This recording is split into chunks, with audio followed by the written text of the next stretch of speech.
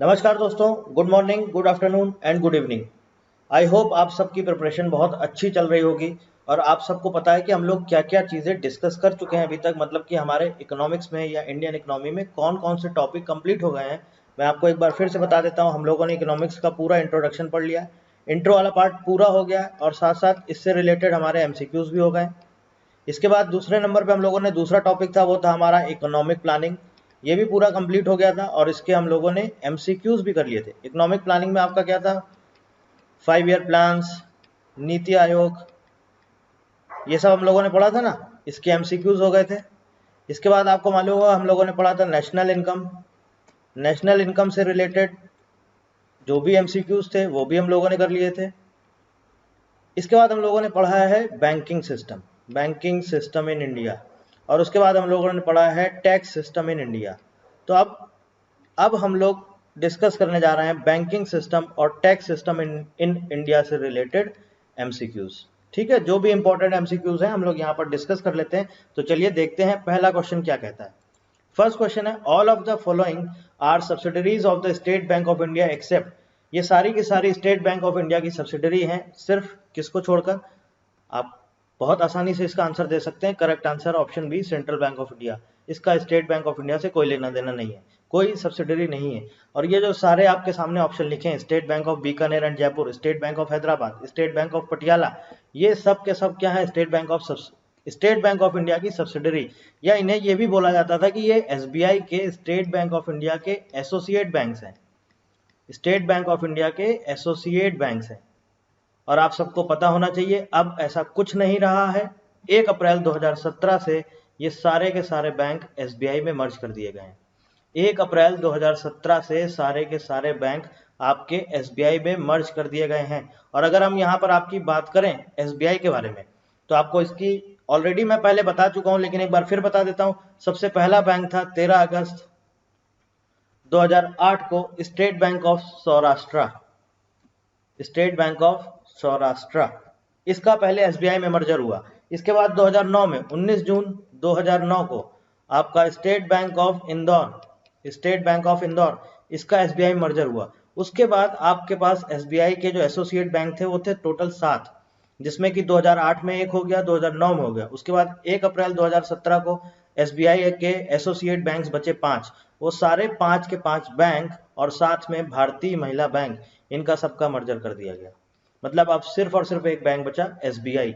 और जो 2017 में मर्ज किए गए कौन कौन से बैंक थे, state Bank of Bikaner and Jaipur, state Bank of Hyderabad, state Bank of Patiala, इसके साथ एक था आपका स्टेट बैंक ऑफ ट्रावनकोर, और इसके साथ था एक स्टेट बैंक ऑफ मैसूर, और साथ में भारतीय महिला बैंक।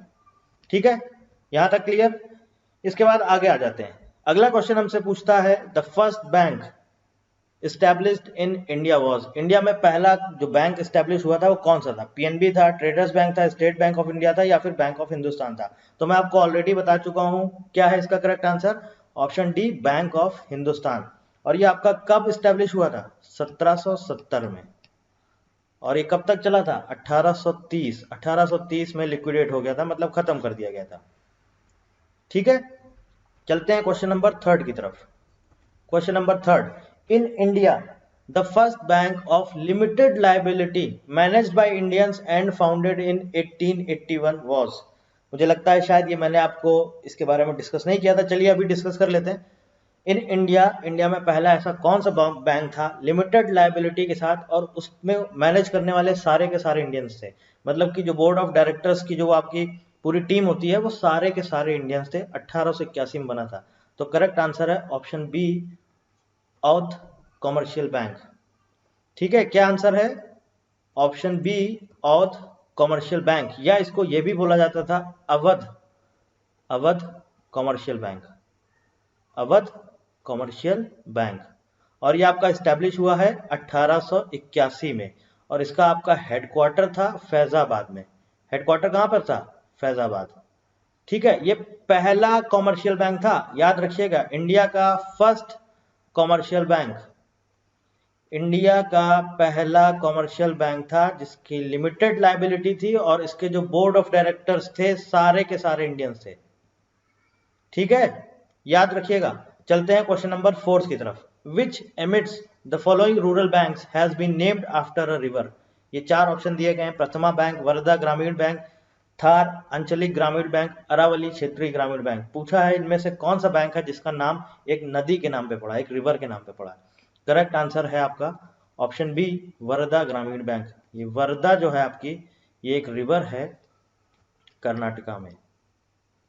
वर्धा रिवर है आपकी, ये एक रिवर है कर्नाटका में, ठीक है। और शायद 2005 में ये सारे बैंक बंद हो गए, वर्धा ग्रामीण बैंक, इसके अलावा बीजापुर ग्रामीण बैंक और दो बैंक और थे, इनका सबका आपस में मर्जर कर दिया गया, इनको सबको मर्ज कर दिया गया। कब मर्ज किया गया था? 12 सितंबर 2005 को।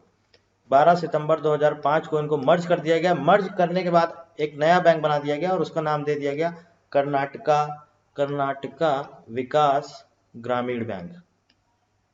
तो अभी ये सारे बैंक खत्म हो चुके हैं, सबका मर्जर हो गया है और बना दिया गया है कर्नाटका विकास ग्रामीण बैंक, ठीक है। चलते हैं अगले क्वेश्चन की तरफ। Question number 5, a scheduled bank is one which is included in the option A second schedule of banking regulation act, second schedule of constitution, second schedule of reserve bank of India act, and option D none of these. तो मैं आपको already बता चुका हूं, option C second schedule of reserve bank of India act, जो कब आया था? 1934 में। आरबीआई एक्ट 1934 के सेकेंड शेड्यूल में जो भी बैंक शामिल हैं, जो भी बैंक इंक्लूड किए गए हैं, वो सारे के सारे शेड्यूल्ड बैंक हैं, और जो नहीं है वो सारे के सारे नॉन शेड्यूल्ड बैंक हैं। Question number 6, what is the animal on the insignia of the RBI. RBI का आपने एम्बलम या आरबीआई का लोगो अगर आपने देखा होगा तो पूछ रहा है कि उसमें एनिमल कौन सा था। तो जब ये पहले शुरुआत में जब ये डिजाइन किया गया था इसका आरबीआई का स्केच या लोगो, तो ये सबसे पहले इसमें रखा गया था लॉयन, लेकिन इसको बाद में रिप्लेस कर दिया गया किससे? टाइगर से, ठीक है। Tiger under a palm tree, ये है इसके लोगो में डिफाइन किया गया है, ठीक है। पाम ट्री आपने सुना होगा, क्या बोलते हैं हिंदी में उसको? ताड़, ताड़ का जो पेड़ होता है वही होता है। तो करेक्ट आंसर है ऑप्शन बी, टाइगर। चलते हैं क्वेश्चन नंबर 7 की तरफ। The largest public sector bank in India is, बहुत आसान सा क्वेश्चन है, हर कोई बता देगा, state Bank of India, second option. Question number 8, which of the following is the banker of the banks, IDBI, SBI, RBI या फिर एसबीआई और आरबीआई। करेक्ट आंसर है आपका ऑप्शन सी, आरबीआई। आरबीआई को हम लोग क्या बोलते हैं? आरबीआई को हम लोग बोलते हैं सेंट्रल बैंक, सेंट्रल बैंक, या बोलते हैं एपेक्स बॉडी। इसके साथ साथ इसको हम ये भी बोलते हैं बैंकर ऑफ द बैंक्स, मतलब कि सभी बैंक का बैंकर है ये, सारे के सारे बैंक्स को कंट्रोल करता है सेंट्रल बैंक, या फिर बोला जाता है banker of banks. Correct answer है option C, RBI. Question number 9, which of the following is not true about the reserve bank of India. चार ऑप्शन दिए गए, पूछा गया है कौन सा सही नहीं है रिजर्व बैंक ऑफ इंडिया के बारे में। तो आरबीआई क्या करता है? इट रेगुलेट्स द करेंसी, एकदम सही है। And credit system of India, बिल्कुल सही है। Option B, it means maintains the exchange value of the rupee, एकदम सही है। Option C, foreign exchange reserves are kept by, बिल्कुल सही है। फॉरेन एक्सचेंज रिजर्व मतलब कि कोई अगर करेंसी कन्वर्ट कराता है फॉरेन एक्सचेंज, वो सब का सब किसके पास रहता है? आरबीआई के पास। और option D, 1 rupee notes and coins are issued by RBI, कौन सा सही नहीं है इसमें से? करेक्ट आंसर आपका ऑप्शन डी। ध्यान रखिएगा, आरबीआई 1 रुपए के नोट को छोड़कर, 1 रुपए के नोट को छोड़कर बाकी सारे के सारे करेंसी है वो आरबीआई इशू करता है। और ये कौन करता है?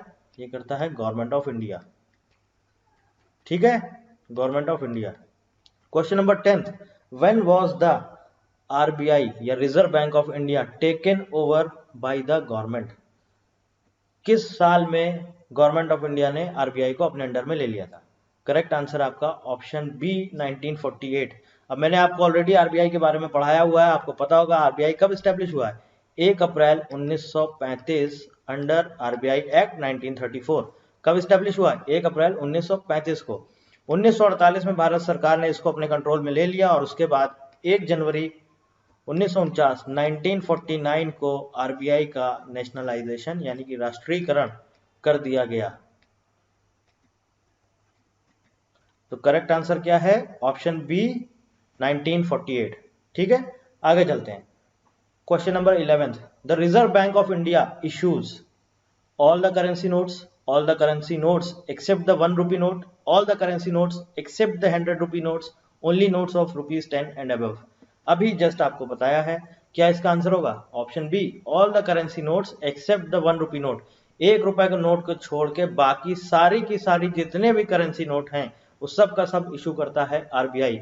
और याद रखिएगा 1 रुपए का जो नोट होता है 1 रुपी नोट, इसको इशू करता है हमारा गवर्नमेंट ऑफ इंडिया। ठीक है, गवर्नमेंट ऑफ इंडिया। बाकी जितनी भी करेंसी है सब की सब इशू करता है हमारा आरबीआई। ये एक इंपॉर्टेंट क्वेश्चन है। Question number 12, repo rate is the rate at विच।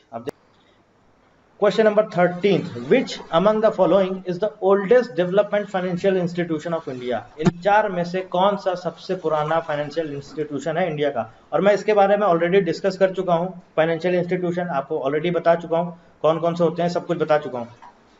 क्या है इसका करेक्ट आंसर? इन 4 में से कौन सा सबसे पुराना फाइनेंशियल इंस्टीट्यूशन है? करेक्ट आंसर आपका ऑप्शन डी, IFCI। ये आपका स्टैब्लिश हुआ है 1948, 1 जुलाई 1948। इसका हेडक्वार्टर है आपका न्यू दिल्ली में। हेडक्वार्टर कहाँ पर है? हेडक्वार्टर है न्यू दिल्ली में। और इसके जो सीईओ है वो है आपका इमानदी सीईओ। इसके सीईओ का नाम है इमानदी शंकरा राव। इमानदी शंकरा राव। इसका हेडक्वार्टर कहाँ पर है? हेडक्वार्टर है इसका न्यू दिल्ली में। ठीक है, आगे आ जाते हैं, चलते हैं अगले क्वेश्चन की तरफ। और अगर आपको थोड़ा सा इसके बारे में जानना हो IFCI क्या है, तो IFCI का मैंने आपको ऑलरेडी बताया हुआ था कि ये फाइनेंशियल इंस्टीट्यूशन है। कौन कौन से थे? अगर आपको थोड़ा सा भी पुराना आपने लेक्चर देखा होगा, आपको अगर याद आ रहा है तो मैं आपको एक बार बता देता हूँ। देखिए कौन कौन से थे, टोटल 6 थे। कौन कौन से थे? एक था हमारा NHB, नेशनल हाउसिंग बैंक। दूसरा था हमारा नाबार्ड क्या था? National bank for agriculture and rural development. इसके बाद हमने आपको क्या बताया था? एक सिडबी था हमारा, ये भी फाइनेंशियल इंस्टीट्यूशन है। सिडबी क्या है? Small industries development bank of India. मैं सबका इसके नीचे हेडक्वार्टर भी लिख देता हूँ। NHB का आपका हेडक्वार्टर है आपका न्यू दिल्ली में, न्यू दिल्ली। नाबार्ड का है मुंबई में, सिडबी का है लखनऊ में। इसके अलावा आपको मैंने एक बताया था Exim bank, export import bank. इसका हेडक्वार्टर कहाँ पर है? इसका हेडक्वार्टर आपका मुंबई में है। और उसके बाद मैंने आपको एक बताया था IFCI फाइनेंशियल इंस्टीट्यूशन है। और एक और बताया था मैंने आपको IIFCL, ये भी फाइनेंशियल इंस्टीट्यूशन है। इसका भी हेडक्वार्टर न्यू दिल्ली में है। तो IFCI मतलब कि IFCI industrial finance corporation of India, industrial finance corporation of India. और IIFCL क्या था? India infrastructure finance company limited. ठीक है, समझ गए? अब देखिए हम लोग चलते हैं, अभी तक हम लोगों ने ये पढ़ रहे थे हम बैंकिंग सिस्टम। अब आता है टैक्स सिस्टम, और थोड़ा सा टैक्स सिस्टम से रिलेटेड कुछ क्वेश्चंस देख लेते हैं। अब ये जो सारे हमारे क्वेश्चंस हैं, ये क्वेश्चंस रिलेटेड हैं tax system of India, tax system in India, उससे रिलेटेड। पहला क्वेश्चन बोल रहा है which of the following tax is levied at every stage of production. 4 option दिए गए हैं, VAT, income tax, custom duty, none of the above. पहली चीज तो मैं आपको ऑलरेडी बता दूं, जितने भी हमारे इनडायरेक्ट टैक्स थे, ये सारे के सारे आपके खत्म कर दिए गए हैं। सब क्या बन गया है? GST। ठीक है, लेकिन क्वेश्चन आपसे पूछा है तो उसने पूछा है कि कौन सा ऐसा टैक्स था जो हर स्टेज पर लगाया जाता था, प्रोडक्शन की हर स्टेज पर। तो इसका करेक्ट आंसर है option A, VAT, value added tax. देखिए क्या होता था, जैसे मान लीजिए सपोज एक कंपनी है,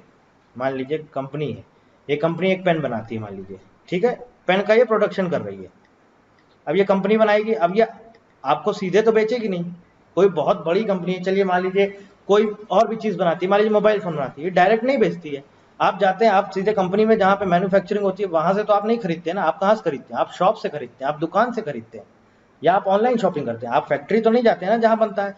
तो इसका मतलब क्या है? जो कंपनी बनाती है प्रोडक्शन करती है, कंपनी प्रोडक्शन करती है। चलिए मान लेते हैं पेन का प्रोडक्शन कर रही है। इसके बाद कंपनी देती है एजेंट को।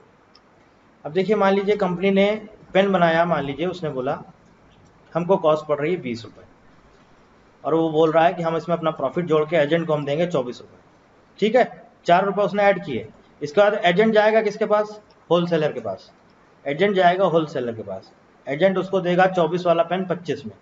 होलसेलर किसके पास जाएगा? होलसेलर जाएगा रिटेलर के पास। रिटेलर, अब ये होलसेलर उसको देगा 26 रुपये में। अब रिटेलर जो है ये कह रहा है हम तो कस्टमर से 2 रुपये प्रॉफिट कमाएंगे, तो ये जो है कस्टमर को देगा 28 रुपये में। तो आप देखिए पेन बना कितने में था? 20 रुपये में। बाहर आते आते कितनी कॉस्ट हो गई? 28 रुपये। कस्टमर को या जिसे हम बोलते हैं कंज्यूमर, उसको कितने का पड़ा? 28 रुपये का। तो आप यहाँ पर देख सकते हैं हर स्टेज पर यहाँ पर टैक्स लग रहा है। ये पहले होता था, लेकिन अब ऐसा नहीं है, क्योंकि अब वैल्यू एडेड टैक्स आपका हटा दिया गया है। पहले देखिए यहाँ पर हर स्टेज पर कंपनी से एजेंट 4 रुपये यहाँ पर लगा, फिर एजेंट से होलसेलर 1 रुपये यहाँ लगा, फिर होलसेलर से रिटेलर 1 रुपये यहाँ लगा, फिर रिटेलर ने भी बोला हम 2 रुपये प्रॉफिट लेंगे, रिटेलर से कस्टमर यहाँ पे भी 2 रुपये लगा। तो हर स्टेज पर यहाँ पर टैक्स लगता था, ये होता था वैल्यू एडेड टैक्स। ठीक है, समझ गए? अब ये सब कुछ हट चुका है। Question number 2, which of the following is indirect tax? 4 option दिए गए, income tax, wealth tax, corporation tax and sales tax. तो आप सबको पता होना चाहिए कौन सा इसमें indirect tax. Option D sales tax. Income tax और वेल्थ टैक्स मिला दिए गए हैं। वेल्थ टैक्स इनकम टैक्स का ही पार्ट हो गया है, 2015 में मिला दिया गया था। अभी जो डायरेक्ट टैक्स लगते हैं, 2 तरह के टैक्स लगते हैं, एक डायरेक्ट टैक्स होता है और दूसरा इनडायरेक्ट टैक्स होता है। तो जो डायरेक्ट टैक्स होता है इसमें कौन कौन से आते हैं? इसमें आपका आता है इनकम टैक्स और कॉर्पोरेशन टैक्स। इनकम टैक्स जो इंडिविजुअल देते हैं, कॉर्पोरेशन जो कंपनी देती है। ठीक है, इनडायरेक्ट टैक्स की बात करें तो बहुत सारे टैक्स होते थे पहले। जो हमारा ओल्ड आपका टैक्स सिस्टम था उसमें बहुत सारे होते थे। उसमें एक सेंट्रल का अलग होता था, स्टेट का अलग होता था। एक्साइज ड्यूटी, कस्टम ड्यूटी, इसके अलावा value added tax, entry tax, इसके अलावा आपका लग्जरी टैक्स, बहुत सारे वो सब स्टेट गवर्नमेंट लिखती थी। तो ये सब क्या होते थे? Indirect tax. पुराना सिस्टम था हमारा, लेकिन अभी इनडायरेक्ट टैक्स में क्या आ गया? सब हट गया है, सिर्फ और सिर्फ एक आ गया है GST, goods and service tax. कब लागू किया गया है? 1 जुलाई 2017 को कनाडा देश का जीएसटी मॉडल फॉलो किया गया है। ठीक है, चलते हैं क्वेश्चन नंबर 3 की तरफ। विच of the following tax एबोलिश्ड by the goods and services tax? इनमें से कौन सा टैक्स है जिसको जीएसटी से रिप्लेस कर दिया गया? बहुत ही आसान सा इसका आंसर है, अभी इसके बारे में हम डिस्कस कर रहे थे। इनकम टैक्स और कॉर्पोरेशन टैक्स ये किसका हिस्सा है? ये है डायरेक्ट टैक्स है इसका, इनको नहीं छुआ गया, इसमें कोई भी छेड़छाड़ नहीं करी गई।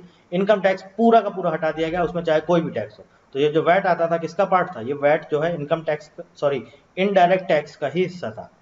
वैट इनडायरेक्ट टैक्स का हिस्सा था जो कि हटा दिया गया, इसकी जगह पे क्या आ गया है? GST. Question number 4, if any company imports a product from abroad then which tax will be levied on it? अगर जो कंपनी है बाहर से कोई सामान इंपोर्ट करती है तो उस पर कौन सा टैक्स लगेगा? अभी देखिए ये सिर्फ क्वेश्चन आंसर डिस्कस कर रहा हूं मैं, बाकी सिर्फ जो हमारा ओल्ड सिस्टम है, जो टैक्स सिस्टम है, क्योंकि उससे रिलेटेड भी क्वेश्चन पूछ लिए जाते हैं, तो इसलिए आपको बताना जरूरी है। बाकी मैं आपको सब कुछ बता चुका हूँ, जितने भी इनडायरेक्ट टैक्स हैं सब हट चुके हैं आज की डेट में, सिर्फ और सिर्फ जीएसटी चलता है। तो यहाँ पर पूछा है कि अगर कोई कंपनी बाहर से सामान इंपोर्ट करती है तो उस पर कौन सा टैक्स लगेगा? तो उस पर कौन सा टैक्स लगता था? Custom duty. लेकिन अभी क्या लग रहा है? जीएसटी। तो अगर आपको ऑप्शन में दे दिया जाए कस्टम ड्यूटी की जगह आपको जीएसटी लिख के आ जाए तो करेक्ट आंसर क्या होगा? Option B, GST. ठीक है, वैट हट चुका है, बंद हो चुका है। इनकम टैक्स, कॉर्पोरेशन टैक्स ये आपके क्या है? ये आपके डायरेक्ट टैक्स है। तो आपको आज की डेट में अगर पूछा जाएगा तो करेक्ट आंसर क्या होगा? जीएसटी। कोई कंपनी बाहर से सामान चाहे एक्सपोर्ट करे चाहे इंपोर्ट करे, उनमें सब में जीएसटी लगता है। कस्टम ड्यूटी हट चुका है, वैल्यू एडेड टैक्स हट चुका है। करेक्ट आंसर क्या होगा? सिर्फ और सिर्फ GST. Question number 5, which of the following tax is imposed by the central government but the state government collects it? ऐसा कौन सा टैक्स है जो कि सेंट्रल गवर्नमेंट लगाती तो है लेकिन उसको रखता कौन अपने पास? State government. क्या है इसका करेक्ट आंसर? 4 ऑप्शन दिए गए, GST, income tax, corporation tax और ऑप्शन डी स्टैम्प ड्यूटी। तो करेक्ट आंसर आपका स्टैम्प ड्यूटी। समझ गए आप? स्टैम्प ड्यूटी ये अपने पास रखती है स्टेट गवर्नमेंट, स्टेट गवर्नमेंट अपने पास रखती है। चलिए आगे आ जाते हैं। Question number 6, what is called tax haven? ये एक बहुत इंपॉर्टेंट टर्म है।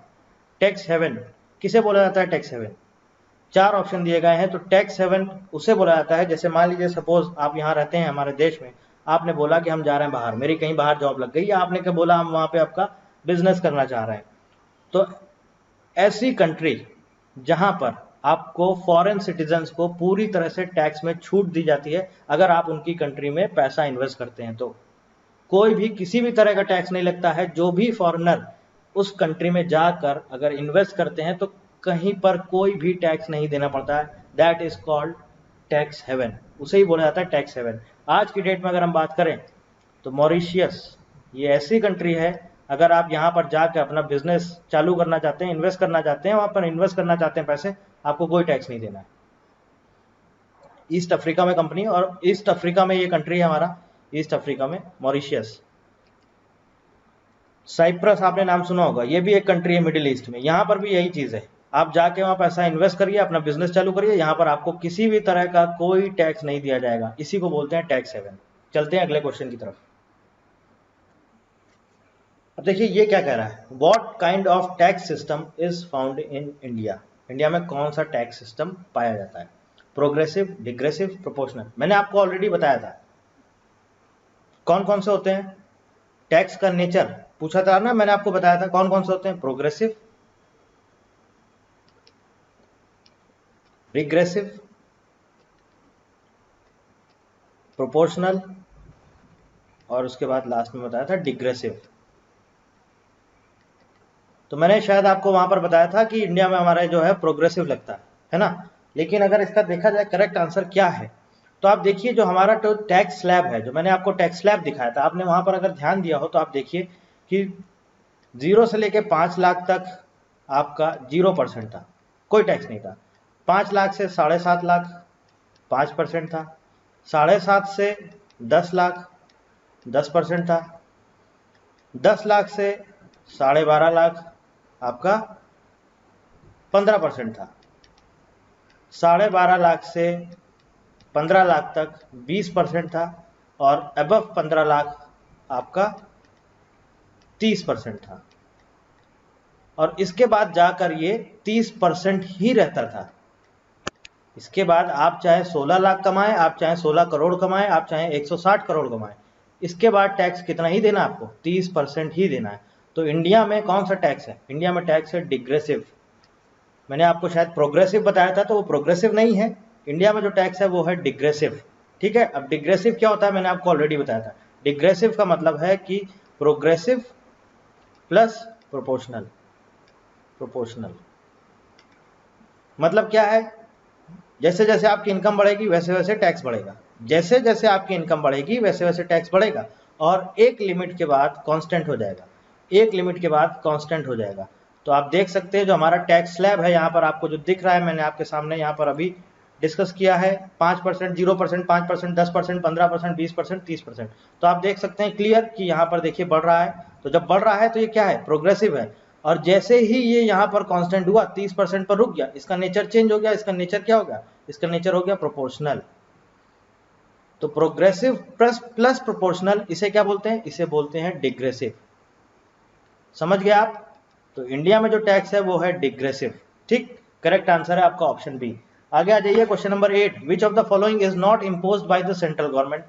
कौन सा टैक्स है जो सेंट्रल गवर्नमेंट नहीं लगाती? कॉर्पोरेशन टैक्स लगाती है, बिल्कुल लगाती। कस्टम ड्यूटी आज की डेट में हट चुका है। सेल्स टैक्स आज की डेट में हट चुका है। यहाँ पर अगर हम आपके ऑप्शन लिख दें तो जीएसटी लिख देते हैं हम, इसके साथ साथ यहाँ पर हम लिख देते हैं आपका इनकम टैक्स।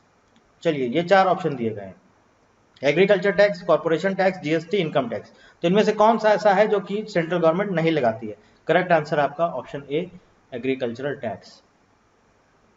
कॉर्पोरेशन टैक्स भी लगाती है, जीएसटी भी लगाती है, और इनकम टैक्स भी लगाती है। आगे चलते हैं क्वेश्चन नंबर 9 की तरफ। Income tax is the most important source of revenue in India. Income tax is, अब देखिए वही चीज आ गई, यहाँ पर 4 ऑप्शन दिए गए। डायरेक्ट है, प्रोपोर्शनल है, इनडायरेक्ट है, प्रोपोर्शनल है, डायरेक्ट है, प्रोग्रेसिव है, इनडायरेक्ट है, प्रोग्रेसिव है। तो सबसे पहली चीज तो आपको ये पता है इनकम टैक्स क्या है भैया? डायरेक्ट टैक्स है, सीधे लिया जाता है आपसे। तो इसका मतलब ये 2 ऑप्शन तो हट गए, ये तो हो ही नहीं सकते। अब बचता है डायरेक्ट है, प्रोपोर्शनल है, या डायरेक्ट है, प्रोग्रेसिव है। तो देखिए प्रोपोर्शनल अगर देखा जाए तो प्रोपोर्शनल भी नहीं है, प्रोग्रेसिव भी नहीं है। एक तरह से मैंने अभी आपको बताया क्या है? डिग्रेसिव है। लेकिन यहाँ पर तो ऑप्शन ही नहीं दिया गया है, तो आप किसको टिक करेंगे? तो करेक्ट होगा यहाँ पर प्रोग्रेसिव। जैसे जैसे इनकम बढ़ती है वैसे वैसे आपका टैक्स बढ़ता है।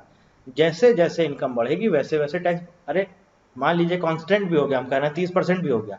30%, अब आपकी मान लीजिए आपने 20 लाख कमाया तो भी 30%, तो 20 लाख का 30% कितना हुआ? 6 लाख।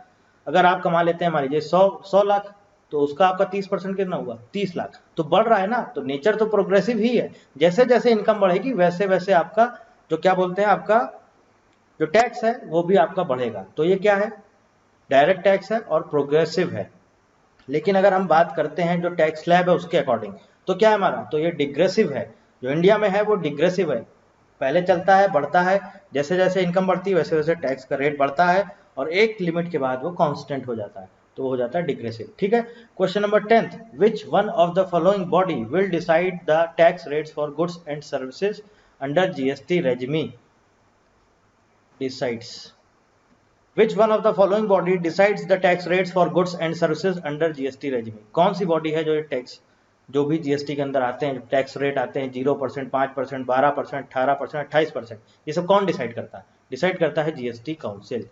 और जीएसटी काउंसिल के जो चेयरमैन होते हैं, ये आप समझिए, जो जीएसटी है वो किसके द्वारा गवर्न किया जाता है? जीएसटी काउंसिल के द्वारा। और जीएसटी काउंसिल के जो चेयरमैन होते हैं ये होते हैं हमारे फाइनेंस मिनिस्टर।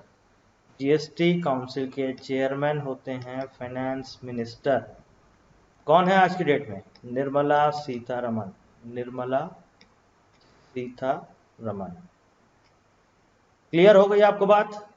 सारी चीजें हम लोगों ने डिस्कस कर ली हैं, हम लोगों ने सारे क्वेश्चन जितने भी इंपॉर्टेंट थे सारे एमसीक्यूज डिस्कस कर लिए हैं। अब जितना भी अभी तक पढ़ाया जा चुका है उन सबको आप रिवाइज कर लीजिए अच्छे से, क्योंकि ये सब बहुत इंपॉर्टेंट टॉपिक हैं। कहीं से भी, क्योंकि नहीं पता रहता ना कि एग्जाम में क्या पूछा जाएगा, तो हमको तो सारा कुछ पढ़ना है, हमें तो नहीं छोड़ना है ना। अब अगर ये एग्जाम में नहीं पूछा जाता है तो इसका मतलब ये नहीं कि हमें पढ़ना ही नहीं है, पढ़ना ही पढ़ना है, कहीं से भी कुछ भी पूछ लेगा। अगर उसने वहां पर सिर्फ सिलेबस में लिख दिया है कि इकोनॉमिक्स, तो उसमें जो कुछ भी आता है वो आपको पढ़ना पड़ेगा। इंडियन इकोनॉमी बोला है तो उसमें आपको सब कुछ पढ़ना पड़ेगा, चाहे वो आपके सिलेबस का पार्ट हो या ना हो, वो कुछ भी पूछ सकता है आपसे। ठीक है, तो आई होप आपको यहाँ तक सब चीज़ें क्लियर हो गई होंगी। जितने भी टॉपिक आपको पढ़ाए हैं, जितने भी एमसीक्यूज डिस्कस किए हैं, एक दिन आराम से बैठ के सारे के सारे वापस से अपने नोट्स जो भी आपने बना लिए हैं उनको खोल के देखिए, सारा का सारा रिवाइज करिए, आपको सब कुछ बहुत आसान लगेगा। और ऐसे ही हम लोग चलते रहेंगे, ऐसे ही आगे धीरे धीरे करेंगे, और आपको आने वाले समय में जब आपका सिलेबस कंप्लीट होगा तो आपको ये सारी चीज़ें बहुत आसान लगेंगी। और हम लोगों की कोशिश होगी जितना मैक्सिमम स्कोर कर सकें उतना ही अपने लिए अच्छा होगा।